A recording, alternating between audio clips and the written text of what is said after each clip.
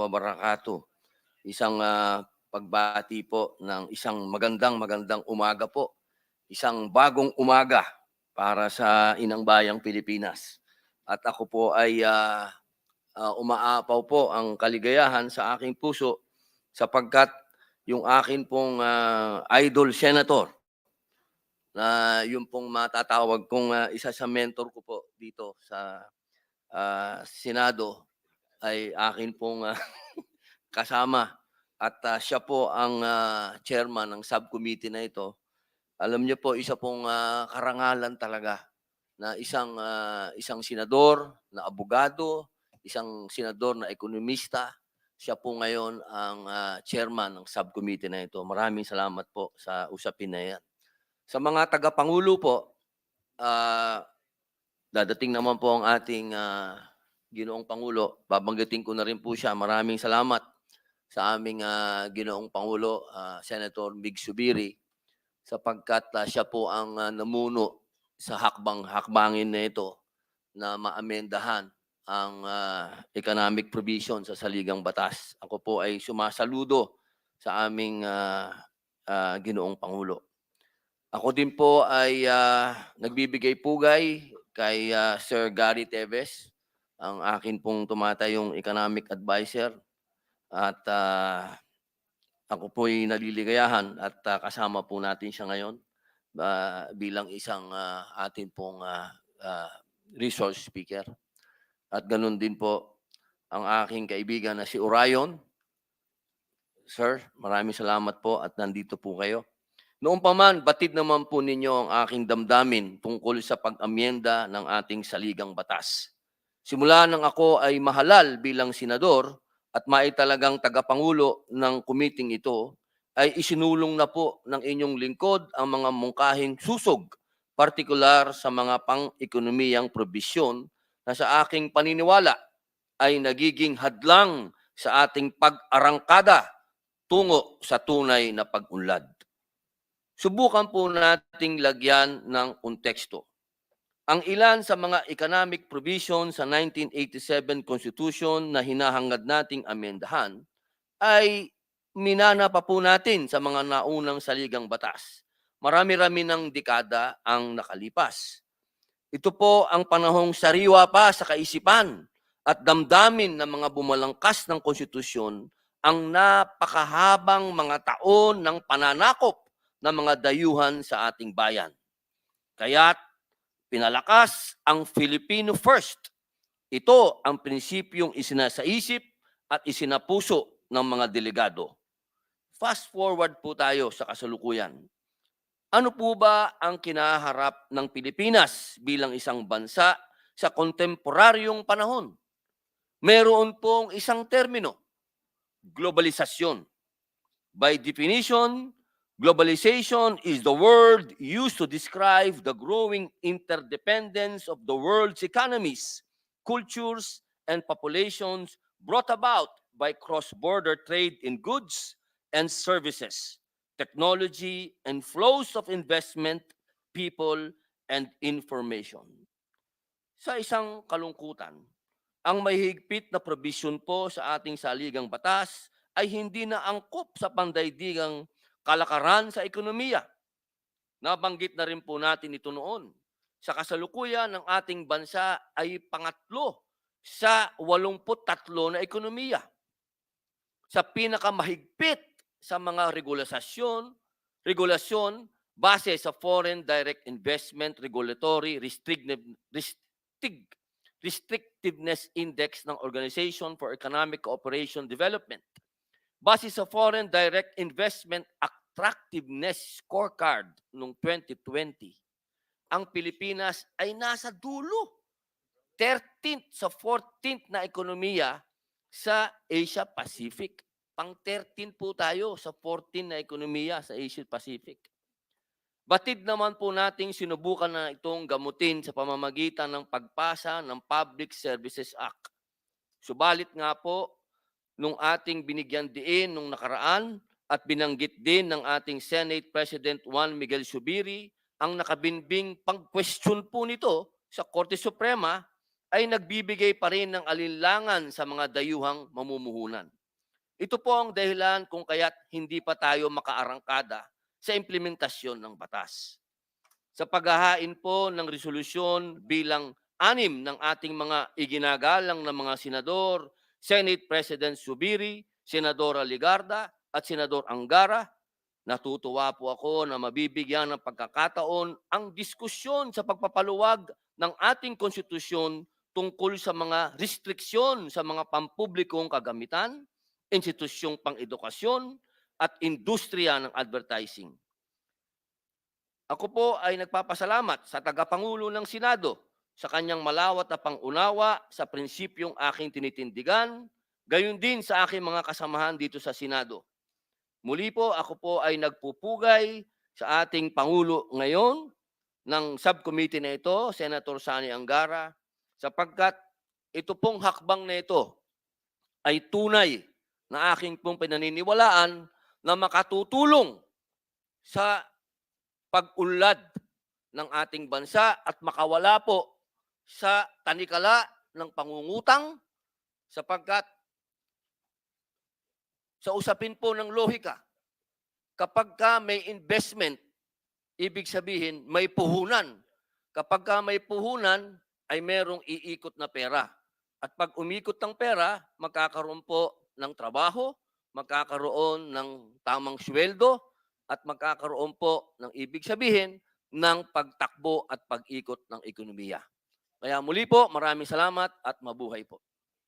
Maraming salamat, Chairperson Senator Robin Padilla, ang chair ng ating Committee on Constitutional Amendments. Thank you for the kind words, Senator Chairman Robin. At gusto nating kilalanin din po ang ating mga kasamahan na kakarating lang po. Senator Risa Hontiveros, our chair of the Chair. Committee on Women. Good morning, ma'am.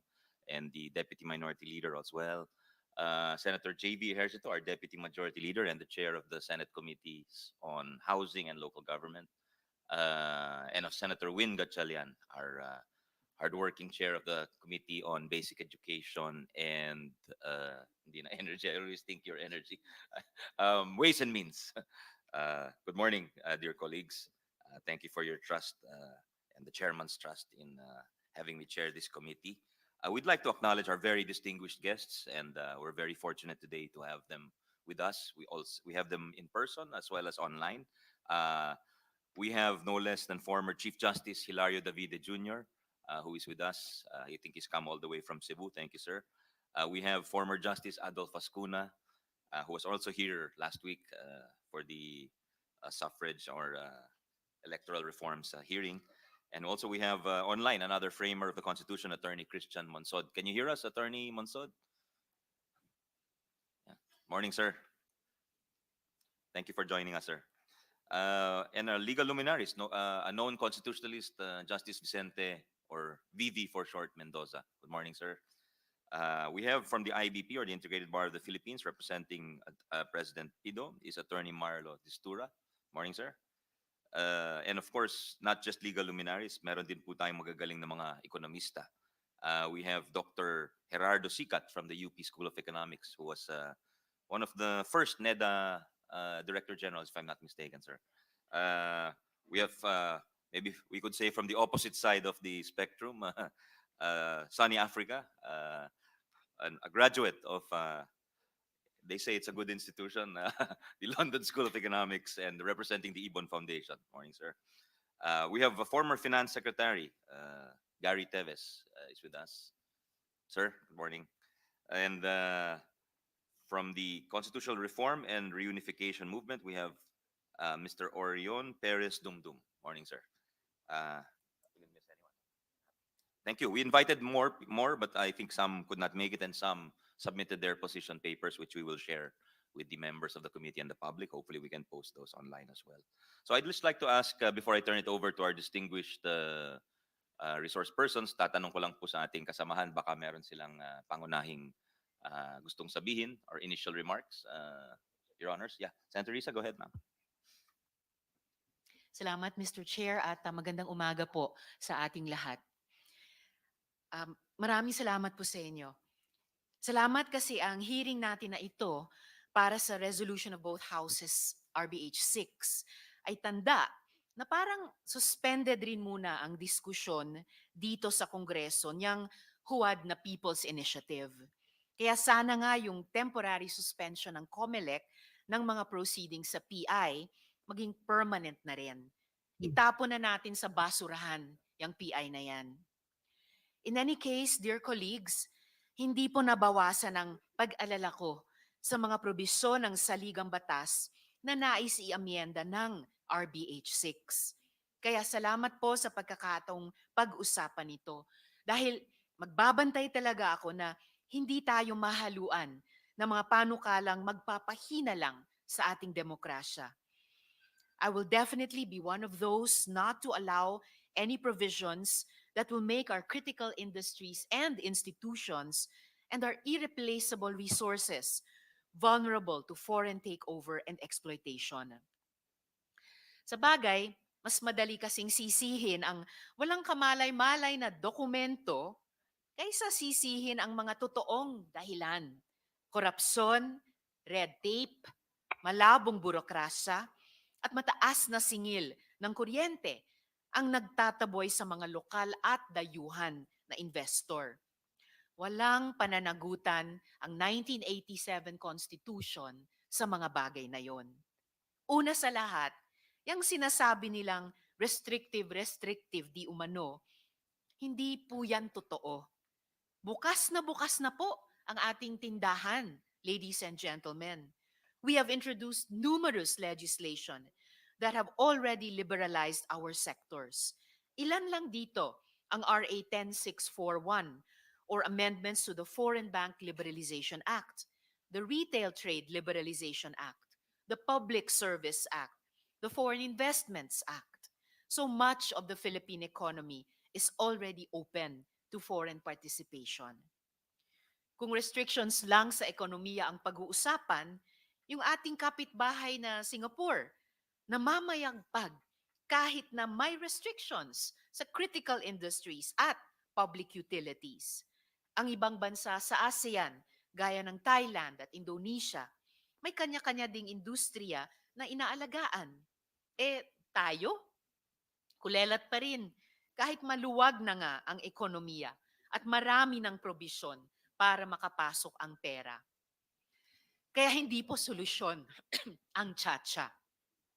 Kahit sasabi nilang purely economic provisions para bawasan ang mga tunay na iniinda natin. Yung mismong roadmap nga ng pamahalaan sa pag-unlad, ang Philippine Development Plan 2023 to 2028, wala ding nabanggit na dapat mag-tsa-tsa para dumami ang trabaho, puksain ang kahirapan, at pataasin ang kalidad ng buhay ng bansa. Wala ito sa napag-usapan. Kaya, huwag sana nating gawing collateral damage ang konstitusyon, ang mismong kaluluwa ng bansa. We, the Filipino people, will determine our destiny, hindi yung ambisyon lang ng iilan. Hindi rin natin hahayaang mabaliwala ang pagsisikap ng ating mga mamamayan, ng civil society, mga mass movements na gumawa ng paraan para magkaroon ng totoong pagbabago sa lipunan sa pamamagitan ng lehitimong paraan kaysa sa ginagawa ng mga ilehitimong puwersa dyan sa tabi-tabi na tinira tayo ng pailalim. May the 1987 Constitution light our discussions today, ladies and gentlemen. Handa po akong makinig at makibahagi, Mr. Chair. Salamat po. Well said, Senator Risa.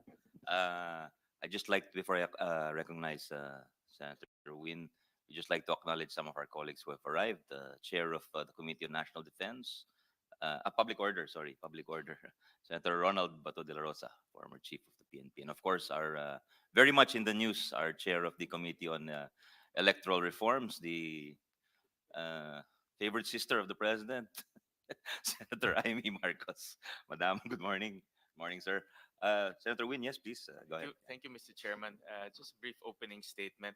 First of all, I'd like to thank the chairman of the subcommittee for hearing my resolution. I actually filed my first version of this amendment to the economic provisions of our constitution in 2019, which is the previous Congress. And I would like to gusto ko rin po pasalamatan po ang chairman ng Mother Committee na ito, Committee on Constitutional Amendments, for holding 10 hearings, Mr. Chairman, nationwide, no? From Luzon, Visayas, and Mindanao. Cebu, Baguio, Davao. I'd like Chairman, to acknowledge also our majority leader, yeah. that's Senator Villanueva, and this is Senator Gatchalian. Thank you, Go ahead, thank you. Senator Gatchalian. Thank you.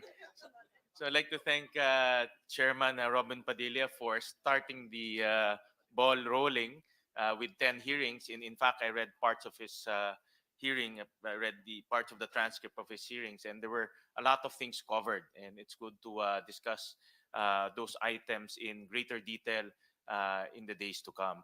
But Mr. Chairman, I'd like to flash a few slides, no, that led me to file this resolution. First is the FDI restrictive index that was mentioned by Chairman Senator Robin Padilla. We're second in the whole world in terms of restrictiveness, in terms of opening up our economy.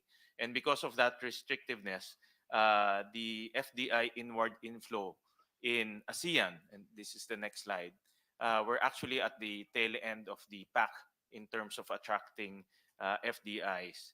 And if you look at Singapore, which is a smaller country compared to us, they're attracting more than 6 times more FDIs compared to our country. So, Mr. Chairman, this led me to file this resolution. And admittedly, there are many issues and details that we need to discuss, especially unintended consequences. And I'm here to listen to our panel of experts as to what are the potential unintended consequences that we need to safeguard. But the overall goal of this representation is to create more jobs by opening up our economy, speed up our growth by attracting more FDIs to our country, and hopefully, by amending our constitution, we can attract critical um, foreign direct investments to critical industries in our country. So again, Mr. Chairman, thank you very much for hearing this resolution. And I thank again Senator Robin Padilla for hosting 10 hearings in this measure. Thank you. Parang sinasabi mo, Senwin, dapat mag-10 hearings din ako. Ha? Baka hindi matuwa yung ating mga kaibigan sa kabilang kapulutan. But thank you for sharing with us those very important facts. Any other preliminary remarks from our colleagues before we go to our Senator Jaime? Yes, very briefly, as your former chairman of economic affairs, the truth is that I was in close contact with most of our foreign investors and locators almost daily. And never once did they mention a change in the constitution. Each time they stated that there was a need for lower rates of electricity, infinitely better infrastructure, less red tape, and a predictable and reliable regulatory framework. At no point did they say that the Constitution needed to be changed. Having said that, I am also puzzled by the list that has been provided for public services, given the many problems we have had with NGCP and the constant investigations here in the Senate. We are all fully aware that basic education, as well as all aspects of private education, are shrinking in revenue, in number, and in employment. So, why education will be turned over for foreigners, for our children, also being converted into aliens is a puzzlement to me. Finally, the addition of advertising is also somewhat bizarre, given that the large advertising multinationals are already present in the country and that advertising involves very little investment at all. Having said that, on the economic aspect, may I also get perhaps some clarity on the manner by which the so-called restrictive economic provision shall be amended. The Senate version passed by our good chairman um, indicates a constituent assembly without mentioning the name, but clearly stating that three-fourths would be involved. However, the House version calls for a constitutional convention. or at least that's what I understand from what was passed in third reading in March earlier last year. So if we could be elucidated on the process for the CONCON, which would clearly be far more expensive and which would, in fact, surrender the control of both houses over the subject matter once the Constitutional Convention has been elected and convened. So, what safeguards do we have? And what choice do we have between the CONCON and the CONAS, which once again is a difference between the two houses? Thank you, Mr. Chairman. Very much, Senator Amy. Very good questions, very good points, and we will seek clarity from our learned resource persons in due time. Yes, Senator Bato, please go ahead, sir. Thank you, Mr. Chairman. I just would like to state for the record that I am here to support you in this endeavor as our subcommittee chairman, and also our mother committee chairman, Senator Robin Hood Padilla. And I would like to listen to our highly esteemed resource persons na yung ibang pangalan ay memorize ko na nung ako'y elementary pa. Memorize ko na sa aking subject na social studies. Thank you, Mr. Chairman.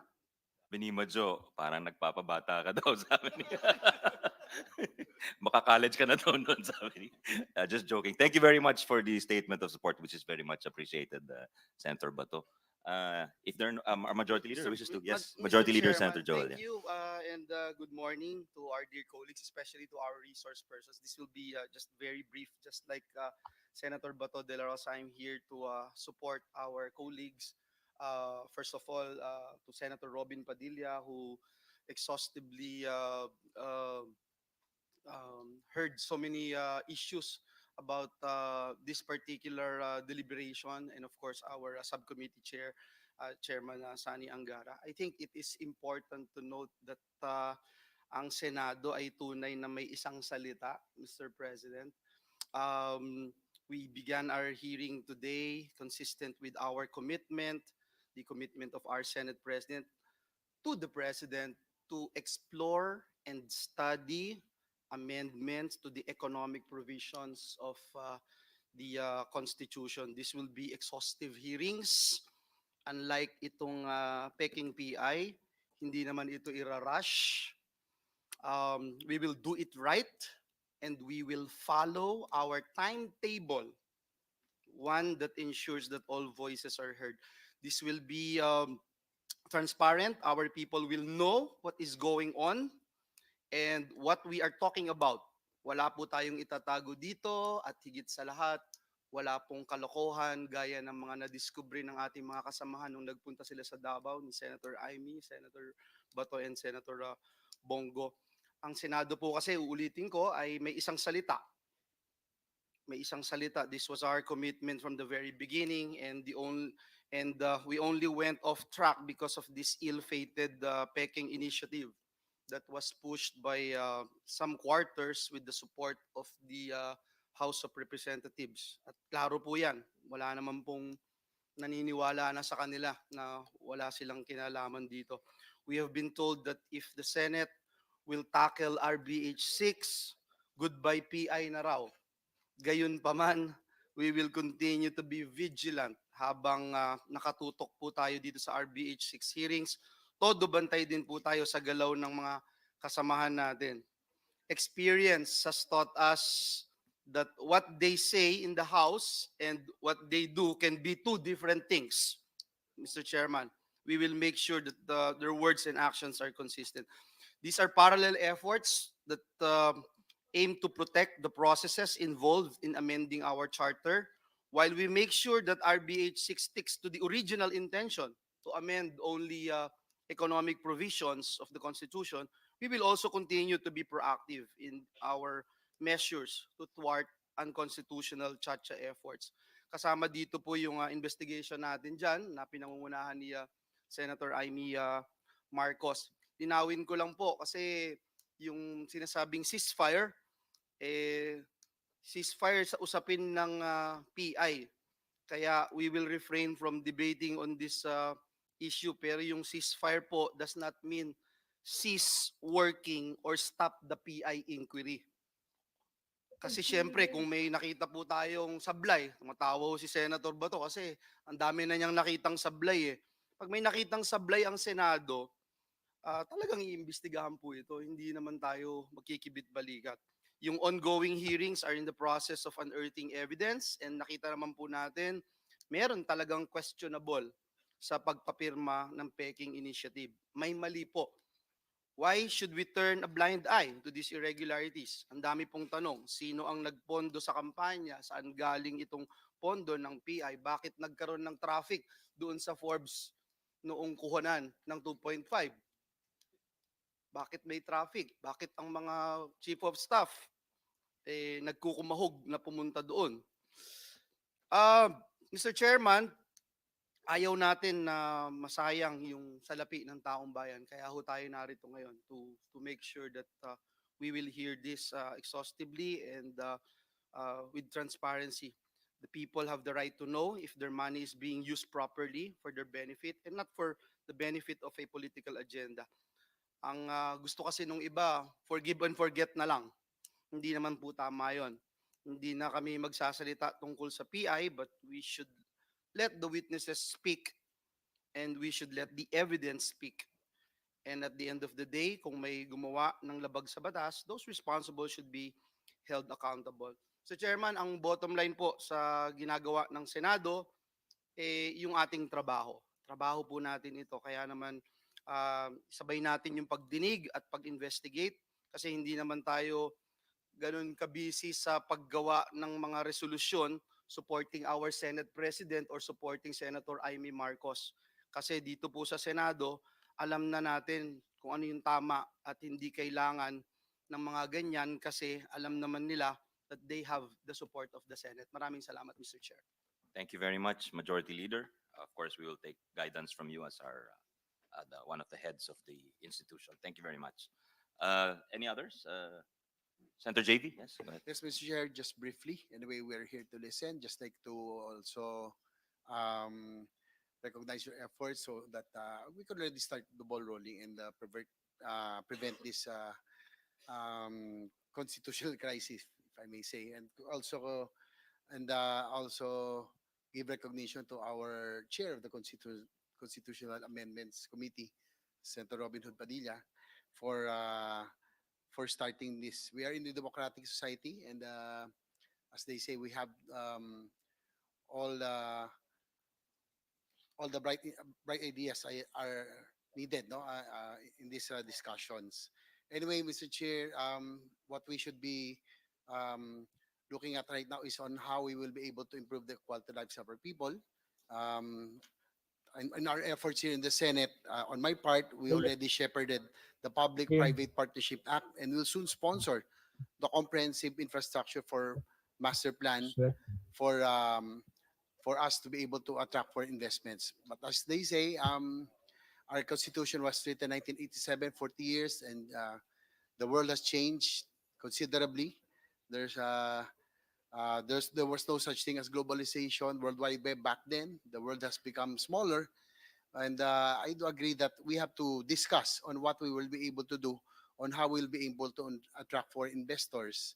Medyo nakakabahala lang, nakakalungkot tignan yung FDIs that we are getting. Doon sa pinakitang graph ni Sen. Sherwin, we are really lagging behind. But Mr. Chair, we in the Senate, we are not, hindi po ako sang-ayon na hindi tayo nagtatrabaho. In fact, we have mentioned that we have already started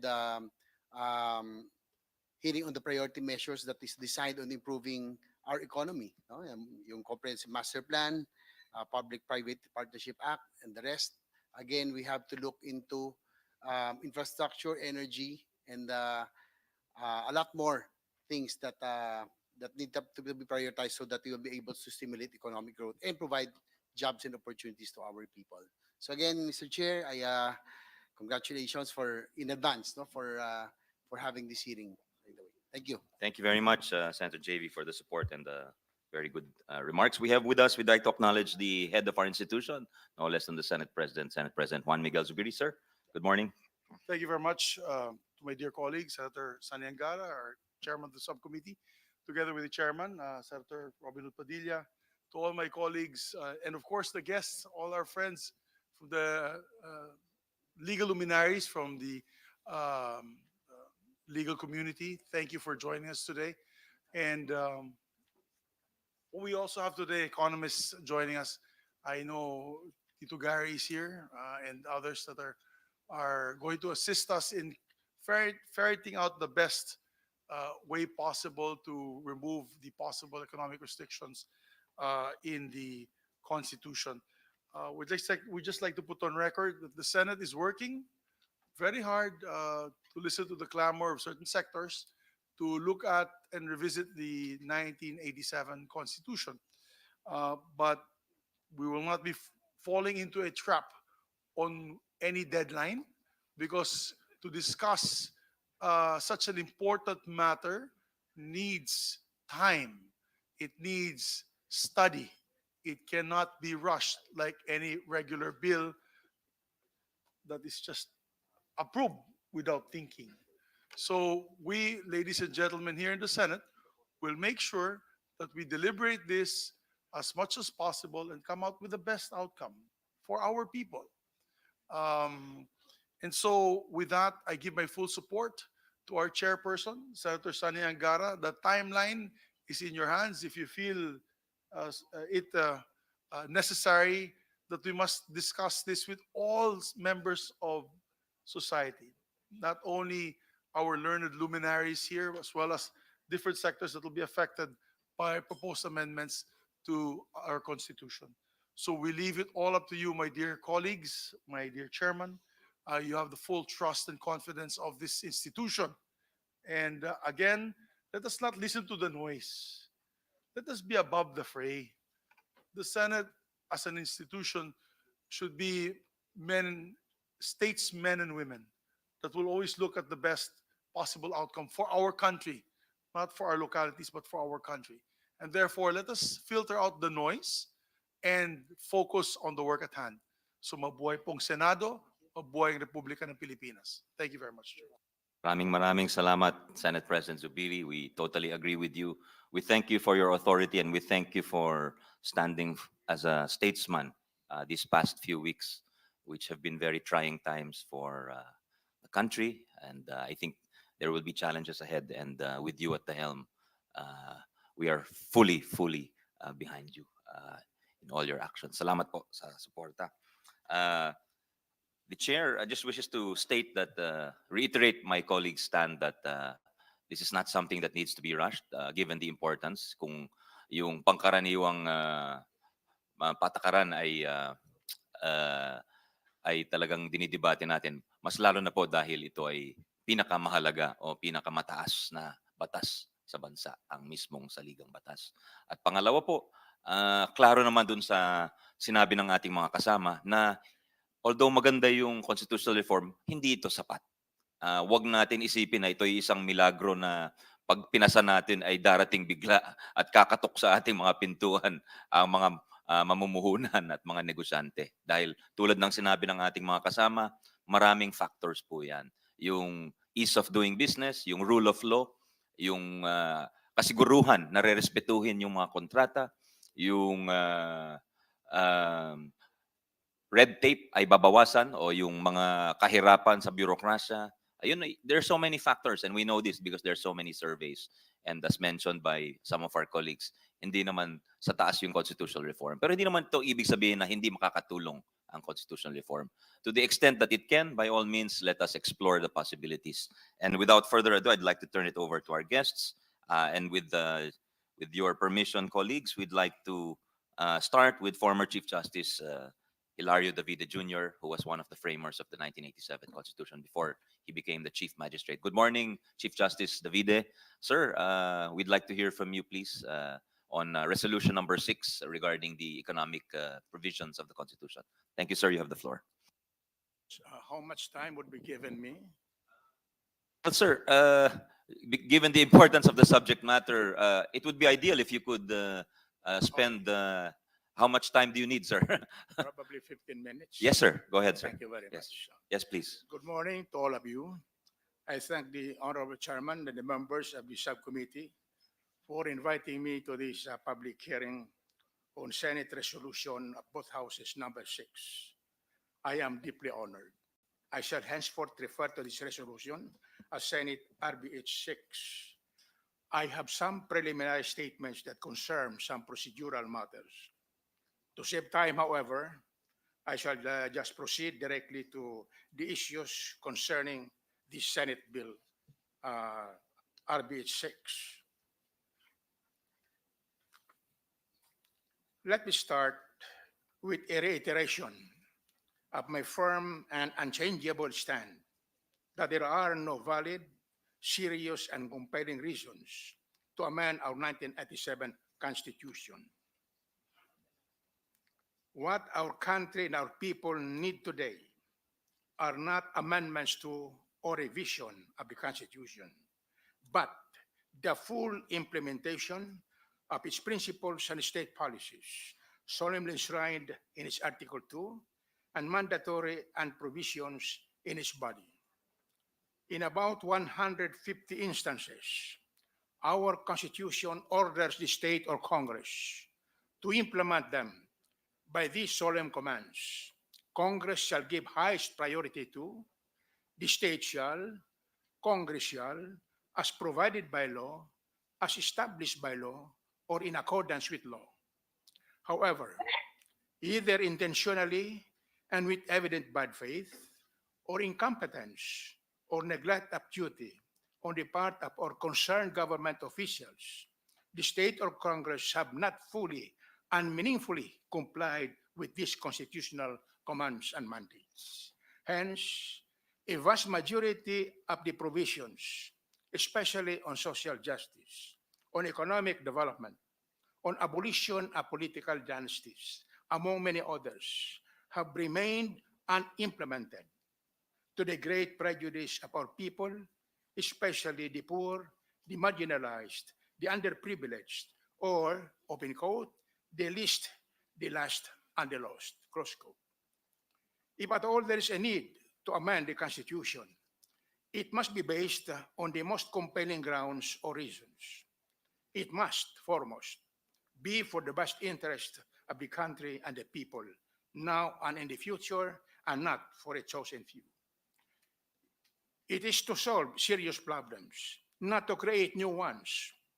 It must be in pursuance of and in compliance with the declared principles and state policies at the Article 2 of the Constitution. With these standards and tests in mind, let us now take a hard and serious look at the resolution of both houses number 6. Without saying it in clear language, it considers or describes the constitutional provisions covered by the proposal to be the culprits or causes that hindered or will continue to hinder economic growth. They are obstacles to economic development or progress. I must forthwith say that the provisions proposed to be amended and all other provisions of the national economy, such as those proposed to be amended in the House of Representatives resolution of both houses number 2, which include the economic provisions pertaining to agriculture, land ownership, and lease, are not the culprits or the causes of our massive social, economic, political, moral, and ethical problems and debacles.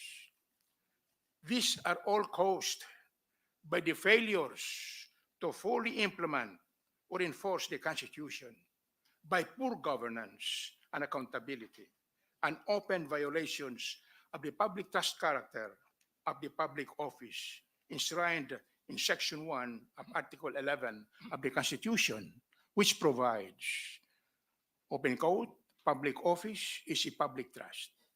Public officers and employees must, at all times, be accountable to the people, serve them with utmost responsibility, integrity, loyalty, and efficiency, and act with patriotism and justice, and lead modest lives. I repeat, our problems are not due to the restrictive economic provisions of the Constitution. They cannot be solved by removing its restrictive economic provisions and completely leaving to Congress their future under the clause unless otherwise provided by law.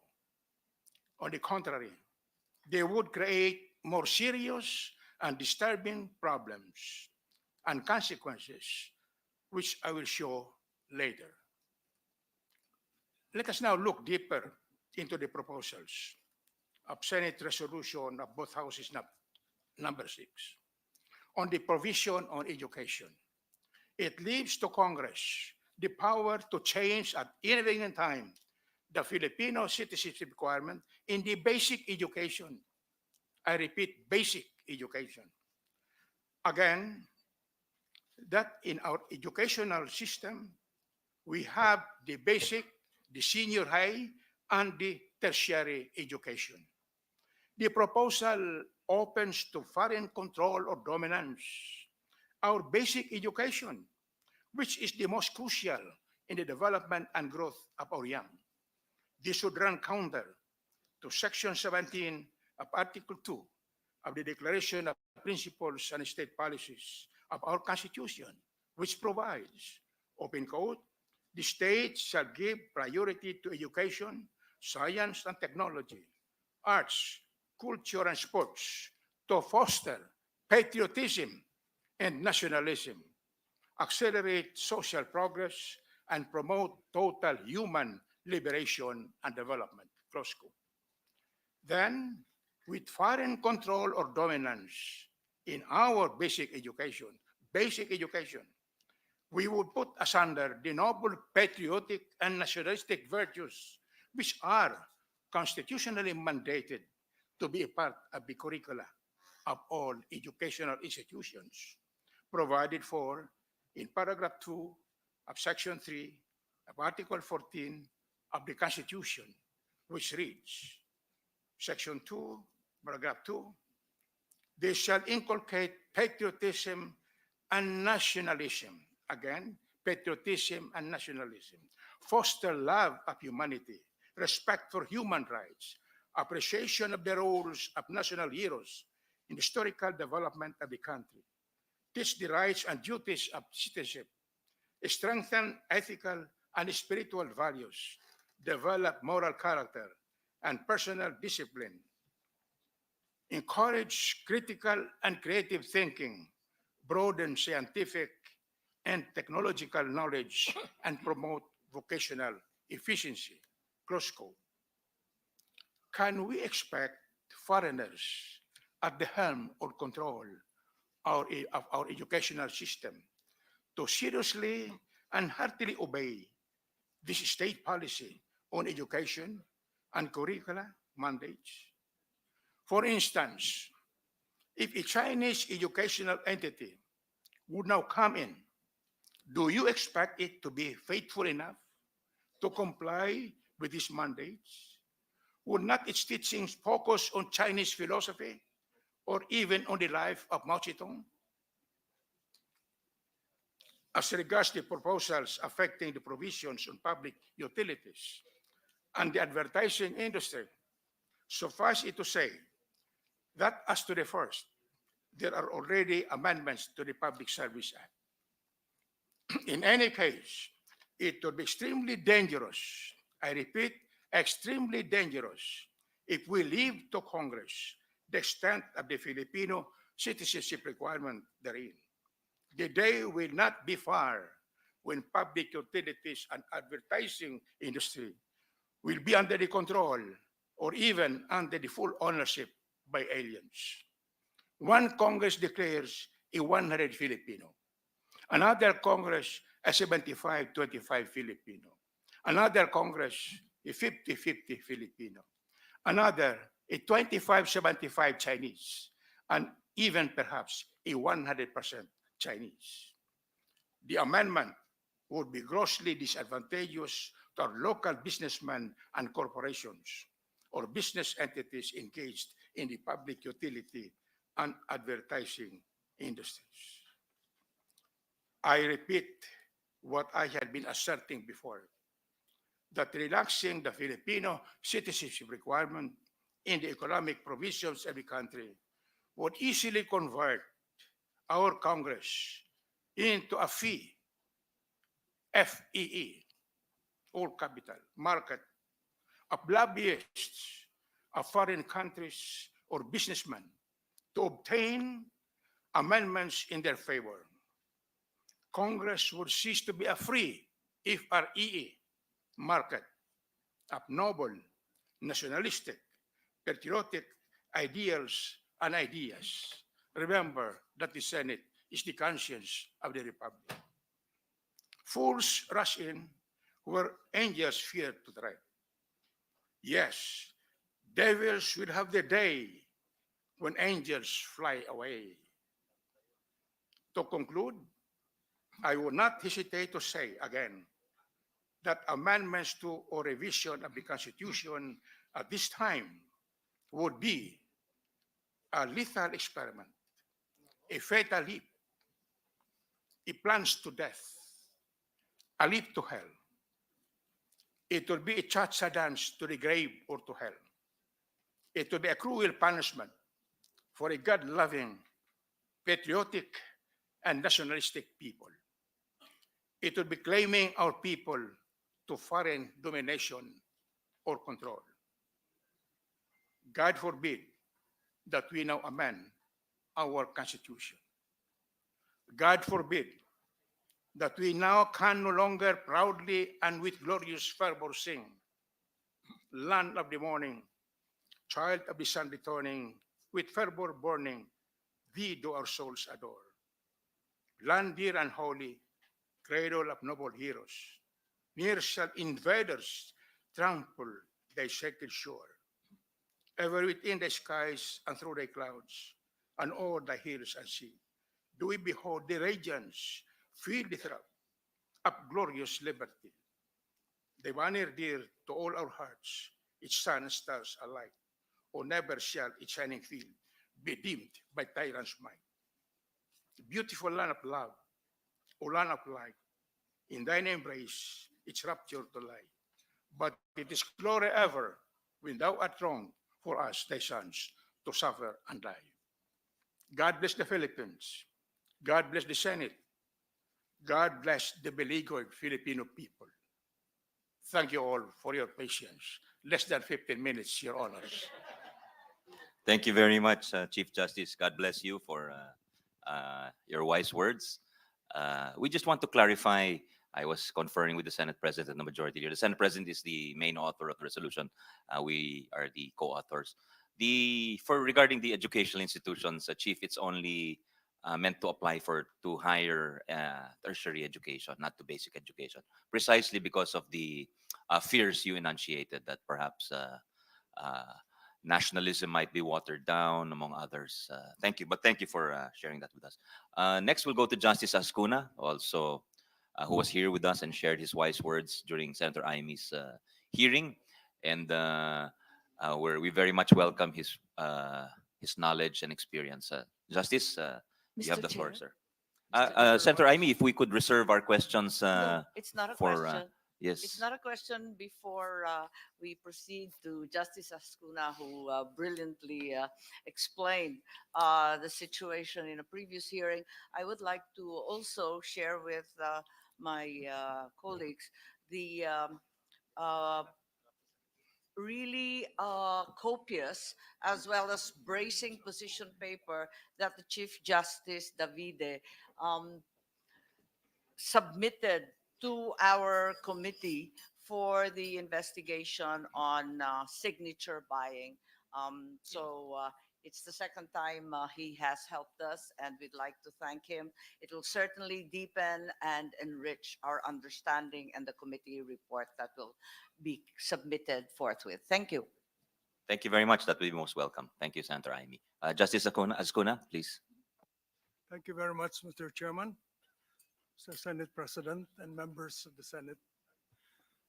Thank you very much for inviting me to this very important hearing on the proposal to amend the Constitution to remove some of the restrictive economic provisions therein.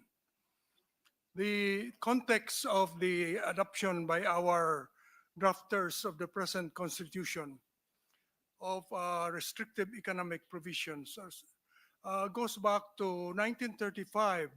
Our 1935 and 1973 constitutions already contain restrictive economic provisions with respect to development of natural resources, ownership of land, and operation of public utilities. These are not new. If it's because of this that we are in dire poverty. Don't blame the present constitution. It's been there since 1935. What we added in 1987 are restrictive economic provisions in the areas of education, media, advertising. Those are our additions. They were not there before. And in the present resolution of both houses, number 6, it is sought to remove or loosen the restrictive portions of these provisions with respect to education, public utilities, and advertising only. Okay. Uh, I'm in favor of removing some, if not all, of the restrictive economic provisions in our Constitution. I believe that it should not be in the Constitution. It should be in an ordinary legislation. I'm for restriction, but it should be flexible. It should be in legislative form, not in a very hard to change constitutional provision. I think the other countries that have restrictive economic provisions don't have it in their constitution. They have it in ordinary laws, which can be easily changed. Economic provisions, economic policy should be flexible to meet changing times in the economy. In fact, the best definition of an economist that I've heard, pardon the economists who are here, is an economist who can tell you tomorrow why what he said yesterday did not happen today. That is the uh, that is the definition of an economist. But seriously, economic policy should not be uh, put in a constitution. Now, I'll talk about the procedure. What is the procedure to change, to amend? You have the CONAS, it says Congress, by a vote of three-fourths of all its members, may propose amendment or revision of the Constitution. You can call for a constitutional convention by a vote of two-thirds, again, of Congress. You may call a constitutional convention. Or through a people's initiative, which is much controverted right now, where you have signatures by the 12% of entire electorate, represented by 3% every district. However, this is not what is sought to be done here. What is sought to be done here is CONAS. Congress, by a vote of three-fourths of all its members, may propose amendment or revisions to the Constitution. Okay. So resolution of both houses number 6 is under that. CONAS. It's not a fourth method. There's no such thing as a fourth method. There are only 3 methods. This is the first method, which is through Congress acting as a constituent assembly. They don't have to meet jointly. There's no requirement for a joint hearing. There is no requirement for a joint voting either. We left that perhaps unintentionally open, whether you'll meet together in joint session or meet separately. That's up to you. So Father Berna said you can follow the same procedure as making an ordinary law. That is, you can present your resolution in the Senate, another resolution in the House, and then have 3 readings. And if it's adopted, you compare both, and then you reconcile versions, come out with a final version, and then vote 3/4 in the Senate, 3/4 of the House. That is CONAS. That is method number 1. Okay. So that's what we seek to do, CONAS. However, I notice in your resolution of both houses number 6 that you start with saying, be it enacted enacted. That is legislation. So don't say be it enacted, say be it resolved, because you are not proposing a bill, you're not proposing to make a law, you're proposing to amend the Constitution, and you have to signal to our people that you are no longer acting as a legislative body, you're acting as a constituent assembly. How do you signal it? You signal it by your resolution. Be it resolved by the Senate and the House of Representatives in Congress assembled, and so forth and so on. So that's the first change I would propose to resolution of both houses number 6. Change the be it enacted into be it resolved. Secondly, I noticed that you introduced another word other than unless otherwise provided by law. I was the source of this formula unless otherwise provided by law way back when Speaker Belmonte was the Speaker of the House, because I noticed that there was a clamor to change the economic provisions.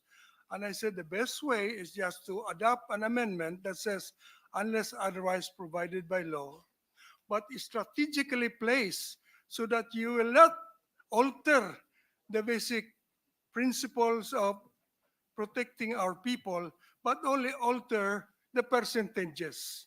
So put it where it says 60% must be owned by Filipinos unless otherwise provided by law. Make it changeable by legislation. But in resolution of both houses number 6, you added another word other than unless otherwise provided by law. You added the word basic. Basic. Now I see that's dangerous. Why? Because you're inviting the House to add other words than unless otherwise provided by law. This particular change of the restrictive economic provisions should only contain the words unless otherwise provided by law.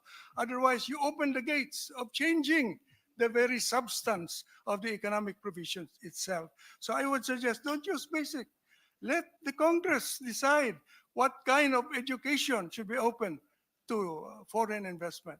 So leave it educational institutions, except those that are by religious group, shall be 60% owned by Filipinos unless otherwise provided by law.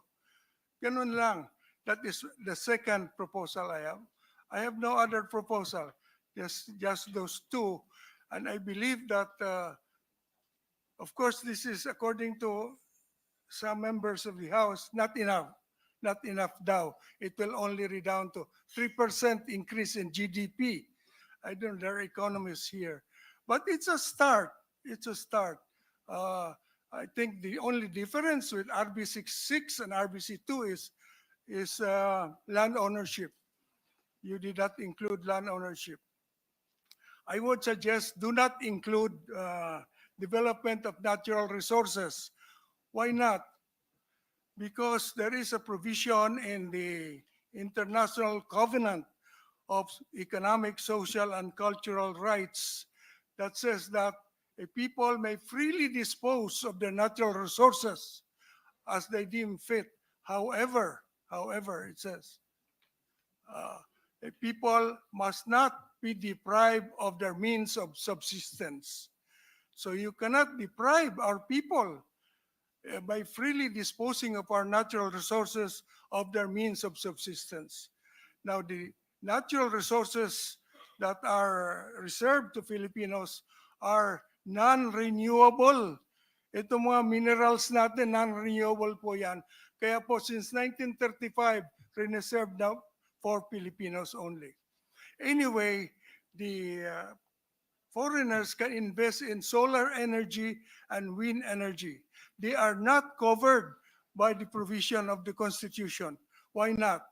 The Constitution says all forces of potential energy are covered by the nationalistic provision. All forces of potential energy. It does not say all potential forces of energy.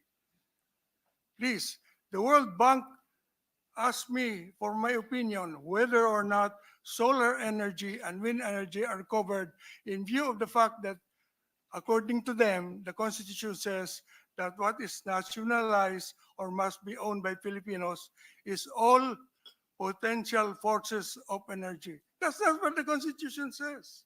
You read it. It doesn't say all potential forces of energy. It says all forces of potential energy. Magkaiba po yun.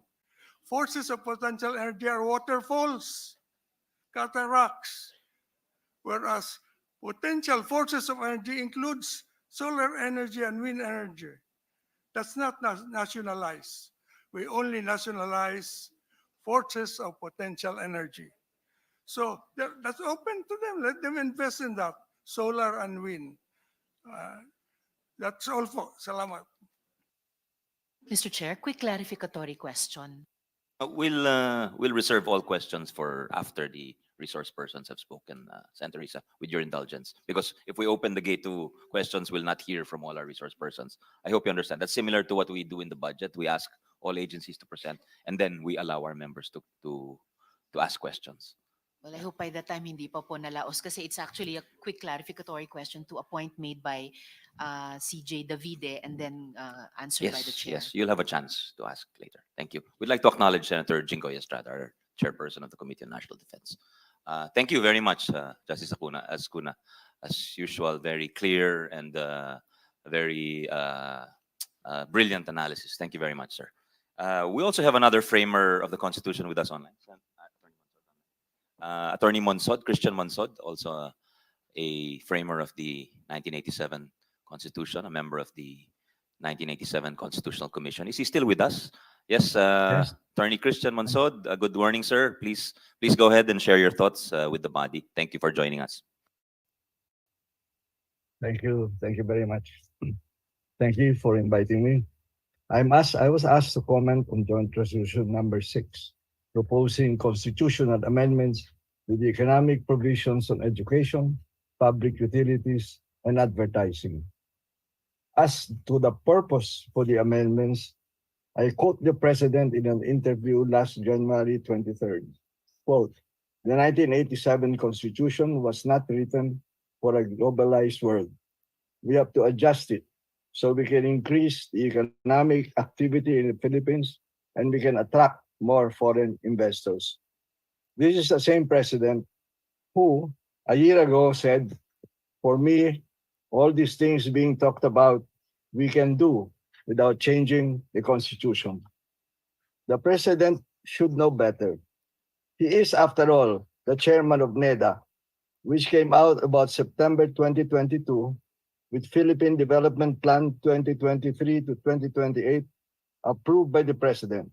That states that the country is, quote, open for business, and enumerated the enactment of our Republic Act 11647, Republic Act 11659, and on telecommunications and transportation, as well as renewable energy. And there is the EPIRA law of 2001, which allows 100% foreign ownership in power generation. Why did we have shortages of power at the time when 100% foreign owned generation was open? Because the generating companies, the foreign investors, wanted take or pay provisions from the distributor so that they're assured of their income and profits. And so we had a hard time, I was with Meralco then, in negotiating with these foreign investors. And as for land, lease is allowed for 50 years, even 75 years on government land. By the way, even the Foreign Chamber of Commerce admitted that opening land for foreign ownership will probably raise the price of land beyond the reach of the poor. As for mining, it is allowed 100% in partnership with government under Article 12, Section 2. And then, of course, there is our signing of the RCEP, the Regional Comprehensive Economic Partnership. There is absolutely no mention, as already mentioned earlier, of any charter change in the Philippine Development Plan 2023 to 2028 to attain its goals and programs. Moreover, in none of the 73 billion of investment pledges accrued by the government in its travels abroad, there is no condition for climate change. And there is the example of Japanese manufacturing companies leaving China about 4 years ago, who put the Philippines as destination number 4 behind Indonesia, Thailand, and Vietnam. When the Japanese Chamber of Commerce was asked why, since manufacturing in our constitution is allowed to be 100 foreign owned, there was much discussions on the pros and the cons, like cons that we have good workmen and so on, and the cons and the cons, which is about lack of materials and manufacturing chain, the regulatory, for example, rules. But what was finally the factor against us? They said country image, which they said they tried to change but could not. Part of that image was corruption, including transactional legislation, which would open the door wider by the insertion of that phrase, unless otherwise provided by law, in the economic provisions of which corrupt politicians and greedy big business are very adept. Clearly, there is no need or requirement for charter changes in the Philippine Development Plan, in the investment pledges to the government. What then is the purpose of convening a constituent assembly to pass these three provisions? There is nothing special about them that will address the so-called problem of restrictions against foreign direct investment. Briefly, on advertising, the question I raised to an expert and former practitioner who retired from the business about 10 years ago is the proposed amendment to the economic provision of the 1987 Constitution on foreign ownership of advertising needed or still relevant? The answer I got: in the advertising industry, the limitation of foreign ownership to 40% has long been rendered superfluous, since a new business model evolved in the United States and Europe in mid-1990s and was adopted in the Philippines in the early 2000s. For context, the inclusion of advertising among industries covered by the 60-40 foreign ownership limitation stemmed from its mass media buying function that was a part of the package offered by full-service ad agencies. The premise was that those with access to mass media, like TV, radio, and newspapers, had the power to sway a nation's ethos and must therefore be guarded against too much external influence. But by 2000, the media department was unbundled from the creative and account management functions, making it a separate business entity, independent from what became known as the branding agency, that effectively removing the ownership restrictions from the latter. At present, with the onslaught of the social media, the advertising industry, being an early adopter, has once again metamorphosed to remain relevant and viable. From branding agency, it has become essentially a digital agency. It is doubtful whether ownership will be a significant issue at this time. Perhaps this committee can ask other practitioners in advertising to validate this opinion. If the committee wishes to hear directly from my source, I have permission to give you the name. With regard to public utility provision, is there a need to amend Republic Act 116-549? If none, what's the point of an amendment to the constitutional provision at the cost of 13 billion for a plebiscite?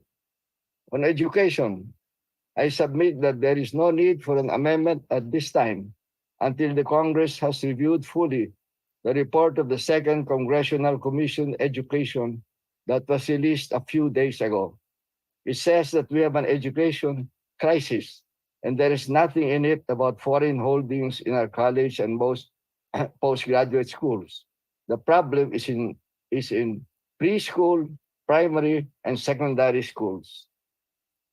Internationalization of schools is one of the 28 priorities of EDCOM 2, and its substanding Committee on Higher Education will pursue the studies related to 2024, the second year of EDCOM 2. Why not await the results of that study? For now, the priorities are lack of budget, misuse of the budget, the need for early childhood care, and so forth. Because our students after high school don't have the health, learning, and capability to enter college. And the cost of enrolling in a foreign-owned school may be beyond the reach of the poor without government help. Partnerships may be more viable. In the meantime,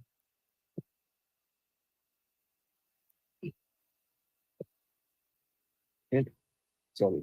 In the meantime, uh, the page 5. In the meantime, this committee should look into the FINMA case, which has grown with 14 local schools plus partnerships in Myanmar and Indonesia. It has two foreign partners with ownership not exceeding 40%. The arrangement holds. In fact, the partnership of AIM and Harvard was terminated amicably about 20 years ago, among other reasons, that they said that the Philippines already has the faculty and the experience to go it alone. Today, there seems to be no waiting line for majority or full ownership of college and postgraduate college. In fact, we are cautioned that opening the door to the wrong of opening the doors to the wrong schools with the wrong agenda. In view of the foregoing, why the priority and rush to amend three economic provisions? Is it part of a compromise regarding the discontinuance of people initiative in return for some charter change? That may be a fair deal for the Senate, but one does not know if it will hold under this precedent. Or as the saying goes, is this only the thin edge of the wedge that would later allow the real purpose of the House to overhaul the Constitution with major revisions on the structure and system of government, together with provisions toward an authoritarian constitution? The committee might review the various proposals for charter change and also the past bills of the House in this regard, as well as any attempt to amend Article 6, Section 28, related to the issues of the budget today. It is our hope that the Senate will stand firm against charter change beyond the proposed amendments on the economic provisions of public utilities, advertising, and education.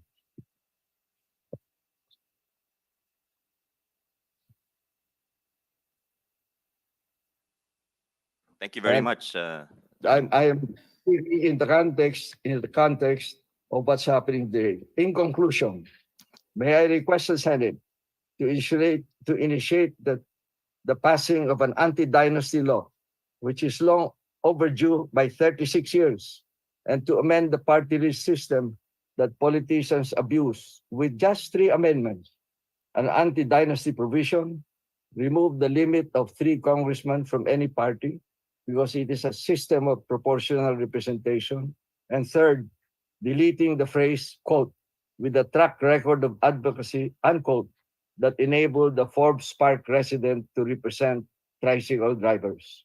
Thank you very much for your consideration. Thank you.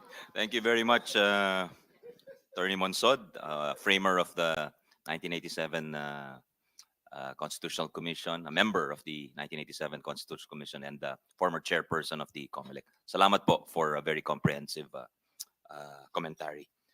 Next, we'll have former Justice Vicente Vivi Mendoza, a known constitutionalist. Justice Vivi, you have the floor, sir.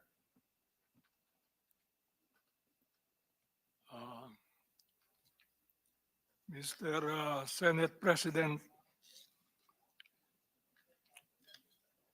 distinguished Chairman of the Senate Committee on Constitutional Amendments and Revision of Codes, Senator Robin Padilla, and Senator Sani Angara, thank you for the opportunity to be heard on this important proposed amendment. I submitted a 3-page position paper as requested by the subcommittee. I'm not sure, however, that copies have been distributed. So I'd like to elaborate on that paper.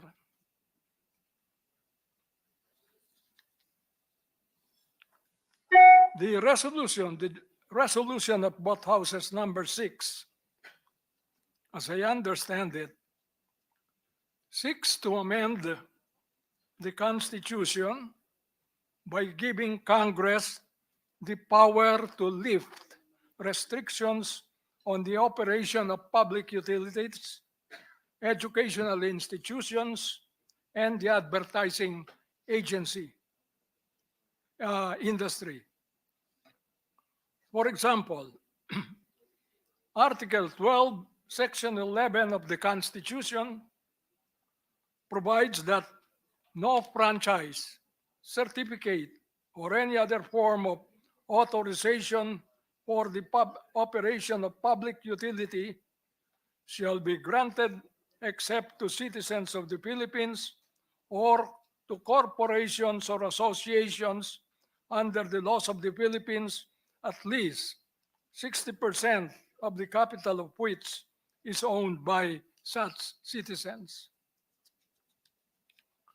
Now, the resolution of both houses seeks to amend this provision by inserting the phrase unless otherwise provided by law, so that this provision will read as follows: no franchise, certificate, or any other form of authorization for the operation of public utility shall be granted except to citizens of the Philippines or to corporations or associations organized under the laws at least of the Philippines, at least 60% of whose capital is owned by such citizens unless otherwise provided by law.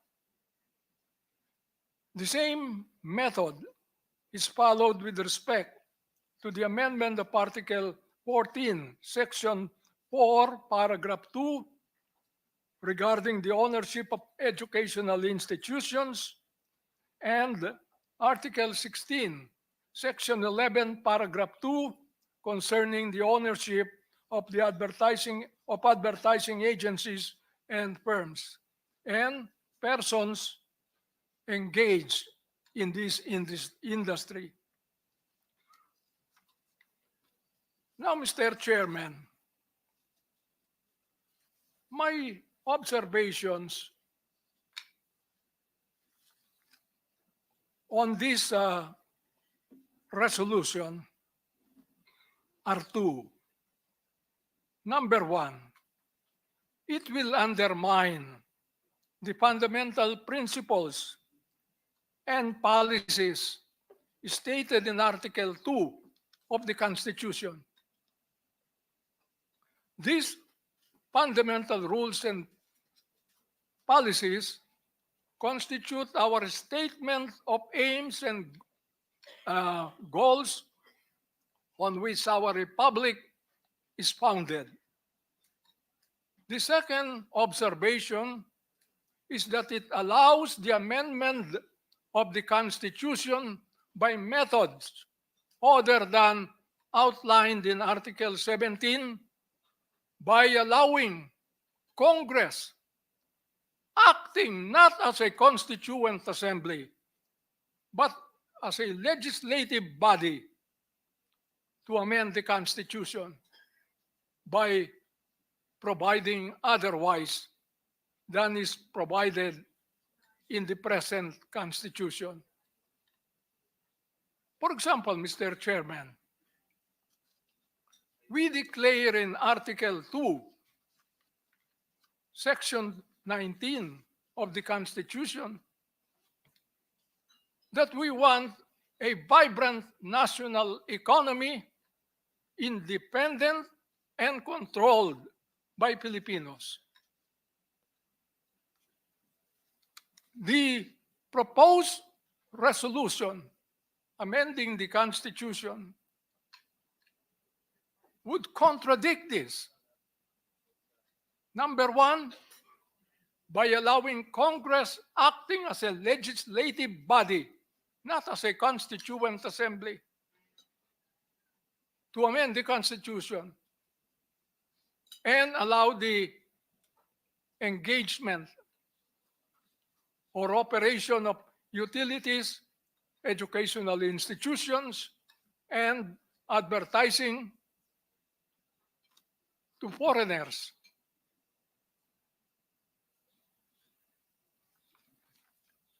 That therefore undermines the basic principles and policies on which this republic is founded.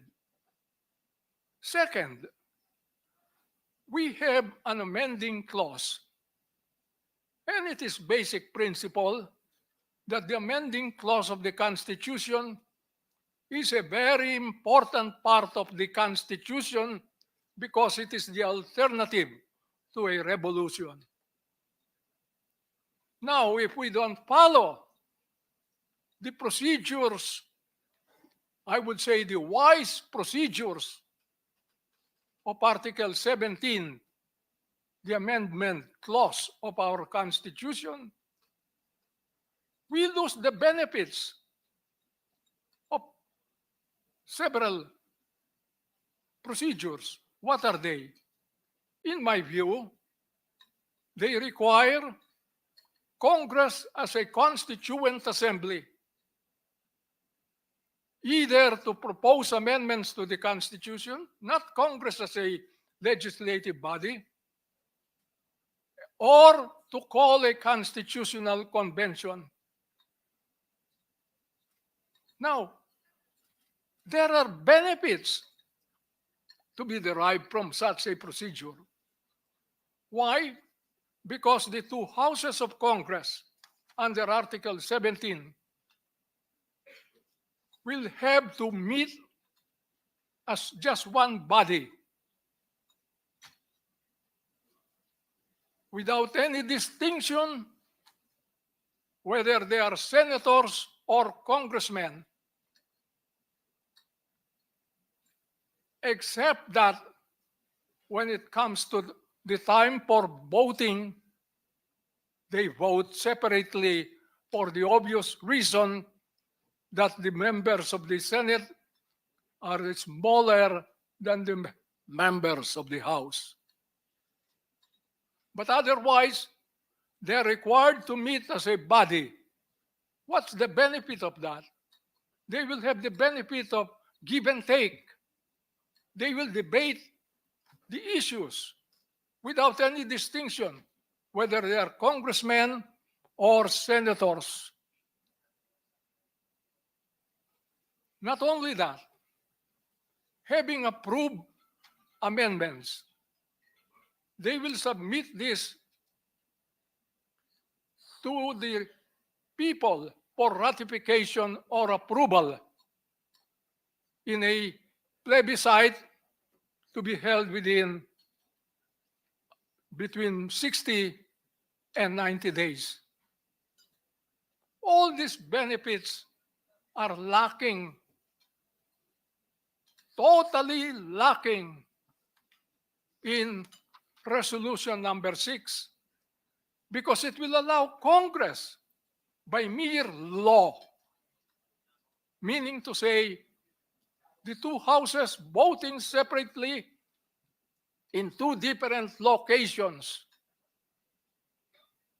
The Senate here in Pasay City, the House in Quezon City, and they will not have the chance to exchange views, to debate. That's the benefit that you derive from that. And because of that, the people listening to the proceedings of both houses will have no chance to form opinions, so that when the proposed amendments are submitted to them in a plebiscite, they will not be able to vote wisely as they should. That's the reason I'm opposed to that. So that two things, I repeat, Mr. Chairman. Number one, resolution number 6 undermines Article 2 principles on which our Constitution is founded, our Republic is founded. Number 2, it disregards the basic principle that any change in the Constitution must be made in accordance with that provision, not by Congress as a legislative body. Let me quote Chief Justice Marshall, and he said, we hear it very often said, the Constitution is the fundamental law of the land. The Constitution is the highest law of the land. Any law that is against the Constitution is void. All this we know. But let's listen to what was said way back in 1803, when these principles, the sacredness, the higher background of the Constitution were uttered for the first time in the Marbury versus Madison case, of which I'm sure many of us here have heard. This is what Chief Justice Marshall said in the Marbury case. As a superior paramount law, the Constitution is unchangeable by ordinary legislative act. If RBH number 6 is approved, we would be permitting the amendment of the Constitution by a method other than by ordinary method of legislation. Thank you very much, Mr. Chairman. Thank you very much, Justice Vivi Mendoza.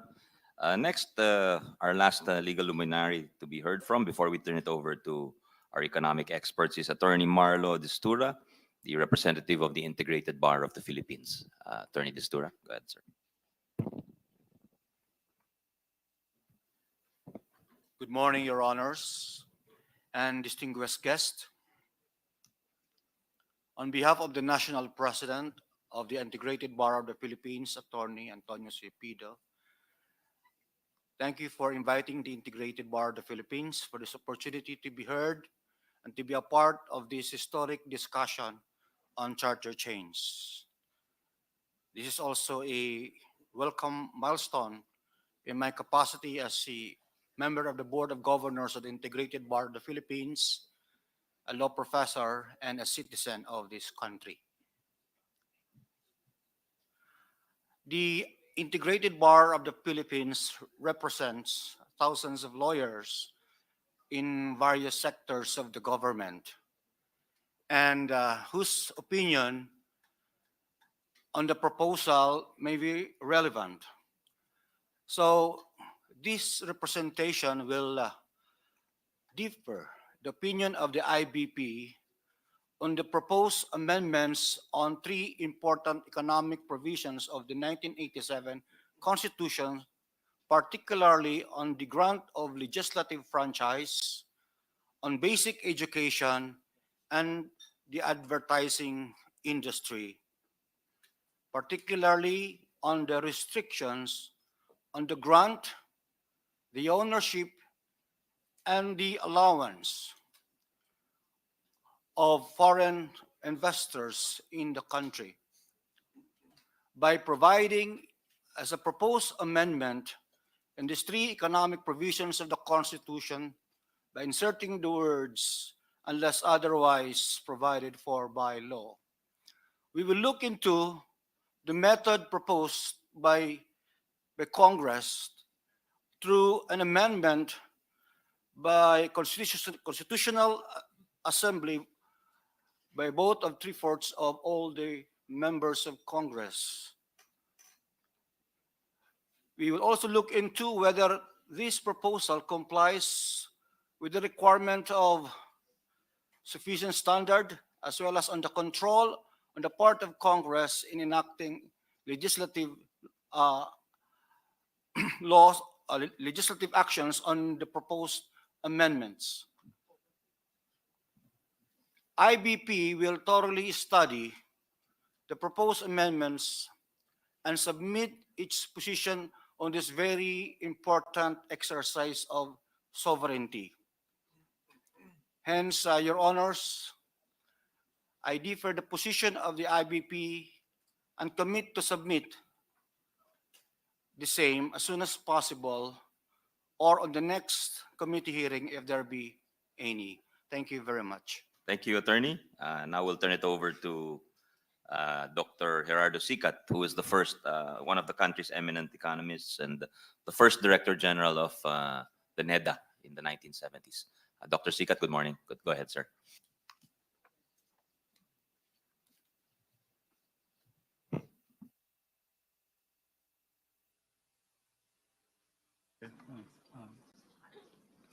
Thank you, Mr. Chairman, for inviting me to this important gathering on the topic that we are now very concerned with. I prepared a statement which I suspect could be read a little faster so that I can save time for most of us. I would like to say that at the very outset that I do favor the amendment of the restrictive economic provisions in the Constitution for the reason that they have been, in my view, the prominent provisions of law that cannot be changed, for which we have suffered as a nation in failing to achieve the goals of economic development over a long period of time. It has made our country more subject to greater volatility because of the failure to achieve major continuous progress in our development efforts. Those provisions have hampered this progress because we failed to invite or bring in foreign capital that is so critical to a country that is not that has insufficient amount of savings to generate that high level of development. For decades now, we have been, I consider them to be the main cause of the country's relative decline with respect to our neighbors in the Southeast Asian region. I think you will find out that I will refer to this kind of comparison because it's critical to look at ourselves in the context of the neighborhood in which we live. As a country, I think many of our leaders now do believe that we need to undertake this uh, adjustment in our policies. But I can see and hear, and I can hear from a lot of previous words that we have to be very careful about it. However, I'd like to be a little more bold in making some efforts to convince you that maybe we have to do much more. The economic reforms to amend the constitutional provisions have been very incremental in our case, and they arrive at a very slow pace. They cannot catch up with the need to make those changes. These restrictive economic provisions have been at the heart of our economic nationalism as a young nation, even before we became independent. At this slow process of adoption, we will become a tail ender in overall progress within the region. In any case, even if we now have more or less been on the way toward a better future because we have changed some of the policies, a more rapid adoption of the changes will accelerate further our social and economic progress. Undertaking the amendments will be the biggest boost that we need in opening the country toward more modernity, technological progress, higher incomes for our people, better employment for our workers, greater pride in our country's achievement in the economic field, and greater pride in relation to our neighbors as we restore our old position in the past. I think I've heard enough to say that there is a great distinction between a fundamental law and ordinary legislation. Let me just make the point already pointed out by one of the resource persons in this hearing that we are the only country in this region with a fundamental law that covers the passage of laws on economic and business matters. All our neighbors, I'll just cite the five countries that formed the ASEAN way back in the past. We are one of the five countries, and the other four are Singapore, Malaysia, Indonesia, and Thailand. These four countries did not have anything about sacred or fundamental laws on economic relations. They just have simple, ordinary legislation for all economic and business matters. They have also understood, I think, the need to protect themselves. They're not stupid in that respect. So they have learned how to undertake all the kinds of restrictions that they needed to do. But they didn't have to they didn't have to put it in and set it in stone in the form of a fundamental law. The fundamental law to which we were all gathered to follow have caused us enormous pain whenever we had to undertake a need for change, whenever we have policies that required adjustments, we could not do it. We always look for the second best and the third best solutions. And those second best and third best solutions oftentimes lead the country towards greater bargaining of, of positions, exchange of favors, and so on. So possibly you can say that all the other things that lead to corruption and all the things that lead to the rent seeking within the economy are fostered with this. In the other cases, well, they made mistakes. If they made mistakes, ordinary laws are so easy to adjust. And so they can make a mistake and correct them within a year or two. In our case, we made a lot of mistakes. And 8 decades from now, we realize this after the 5th decade. We made the mistakes, we cannot make the changes. We have 3 decades since the people power revolution, when we thought that we had changed the world. And we have not been able to we have not been able to correct them because the nation had become divided on many issues. To me, this is one of our problems. The main contents of the restrictive provisions originally were, of course, in the 1935 Constitution. We believed very much in all the things that they told us through our Filipino first policies and all that. And when we wanted to make a few changes, we never could do them.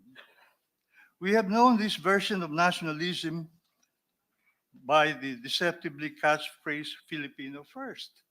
Of course, it's a very nice motto, but of course, it also led us to a lot of misallocations of resources to the wrong people who could make us better off. We know the story, and I don't have to elaborate on that. From the very start, the rules developed for these provisions imparted a set of complex decision rules that could not be changed when circumstances needed change.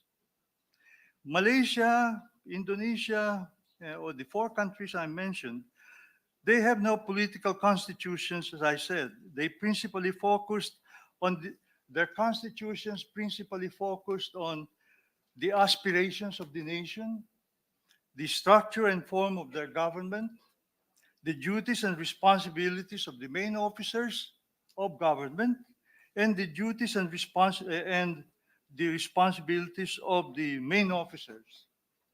All all business and economic matters were only uh, matters for legislative agenda. That, to me, I think, is the best solution for us to progress. We will have, we have elected leaders to help protect us. Of course, some of us don't trust elected leaders. That's why we have these kinds of quarrels among ourselves. But in numbers, there will be some people who will protect. I believe that that is a better solution than having a law set in stone that we cannot change.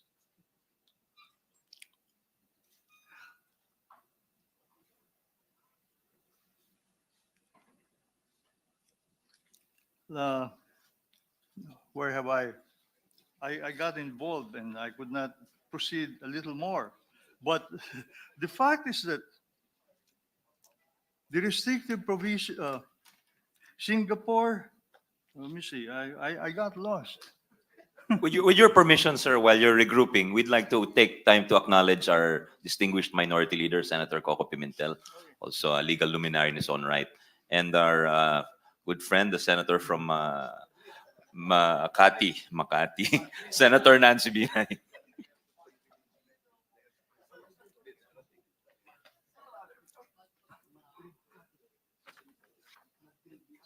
Back to you. Would you like time? We'll recognize you again. I will.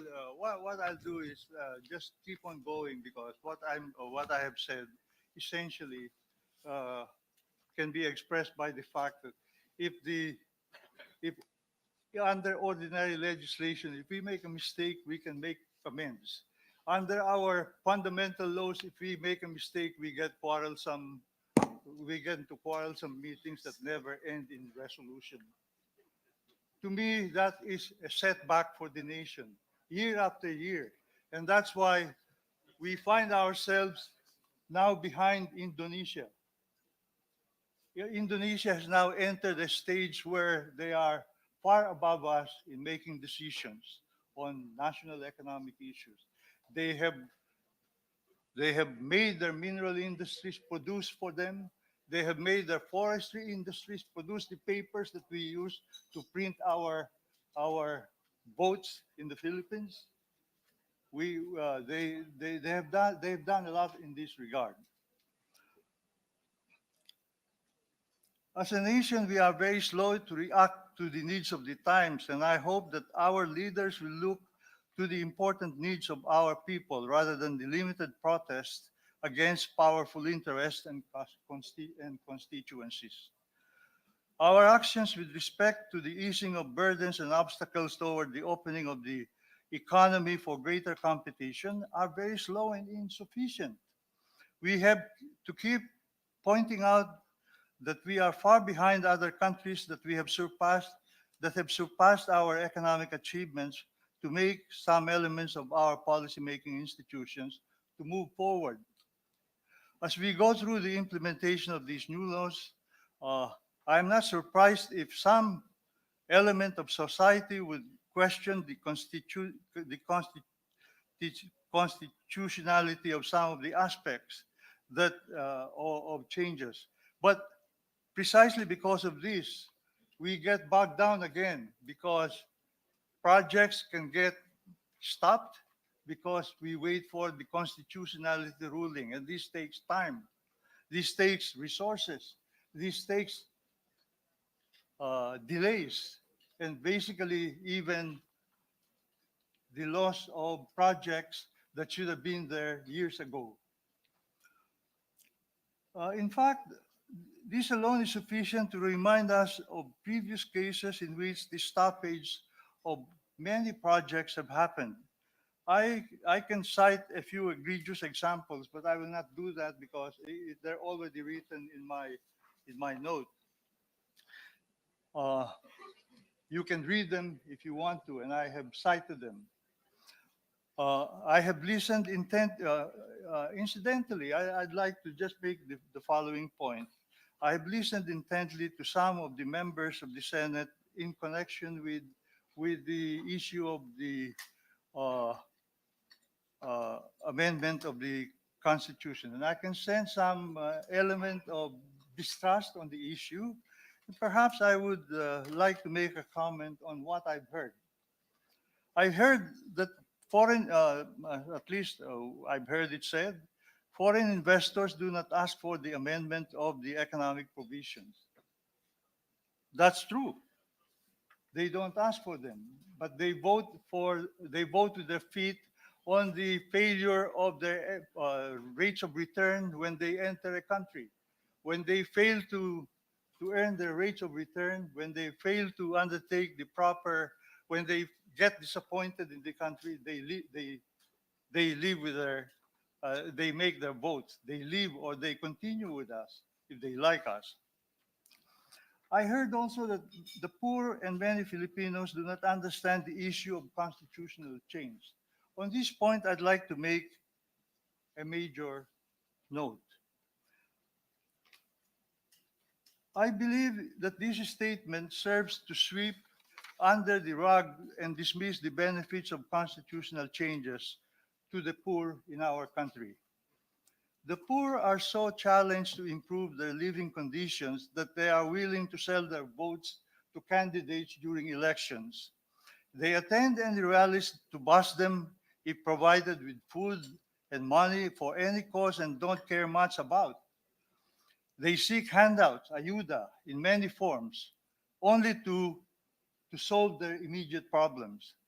If they understood that this constitutional change on the economic provisions would uplift their lives and that of their children especially, they would embrace these changes gladly, I think. We have to explain these things to them. Moreover,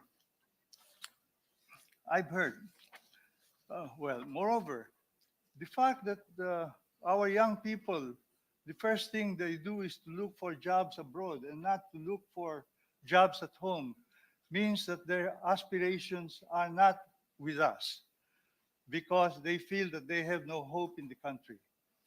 This thing, I think, will be changed if we make the right moves to amend the constitutions that will help us bring in the foreign investments that I think will raise the level of technology and the level of employment and wages in the country as we move along.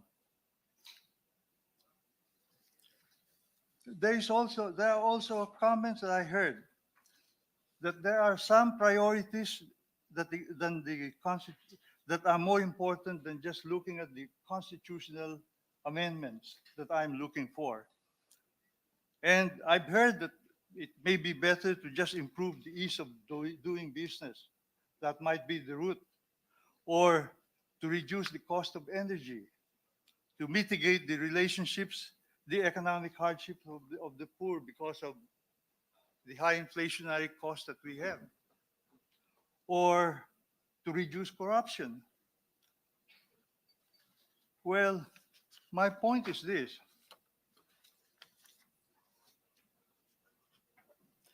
Various activities designed to improve the economy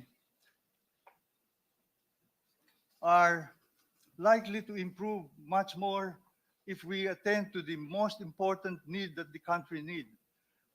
Open the economy in the directions that will really bring the new jobs, technology, and opportunities to the people. This means liberalizing many of the aspects of the Philippine Constitution,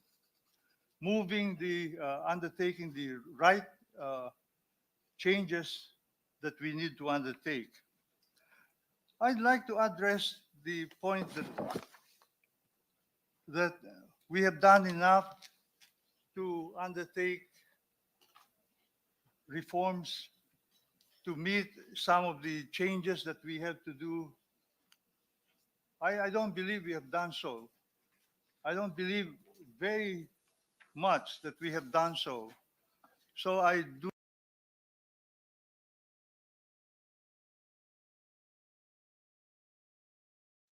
think we need to do, which is to amend the constitutional issues that have stymied our growth on a long-term basis. Thank you very much, Mr. Chairman. Thank you very much for a very comprehensive and history-based overview, Dr. Sikat. Salamat po. Next, we'd also like to, yes, I think we have acknowledged our colleagues here. We'd like to go to our former Secretary of Finance, for also a former three-termer of the House of Representatives, Secretary Gary Teves. Thank you, Mr. Chairman, Mr. President, distinguished senators, esteemed resource persons. Thank you for your invitation. We, the Foundation for Economic Freedom, have been advocating for the lifting of the restrictive economic provisions in the 1987 Constitution that have for decades served as binding constraint to economic growth and development. We believe that the removal of these restrictive economic provisions, would send a clear and compelling message to foreign investors, signaling a warm welcome to their investments and business operations in the Philippines. We recognize that liberalization laws such as the amendments to the Public Service Act, the Foreign Investment Act, and the Retail Trade Liberalization Act have been enacted in the previous administration. However, the Philippines still lags behind its ASEAN peers in foreign direct investment. Data as of 2022 and indicate that Indonesia, Vietnam, Malaysia, and Thailand have surpassed the Philippines in attracting foreign direct investments. In this regard, we propose to fully liberalize, and lift the following restrictions in the 1987 Constitution by allowing up to 100% foreign ownership in the following areas, unless otherwise subsequently provided by law. Mr. Chairman, in the interest of time,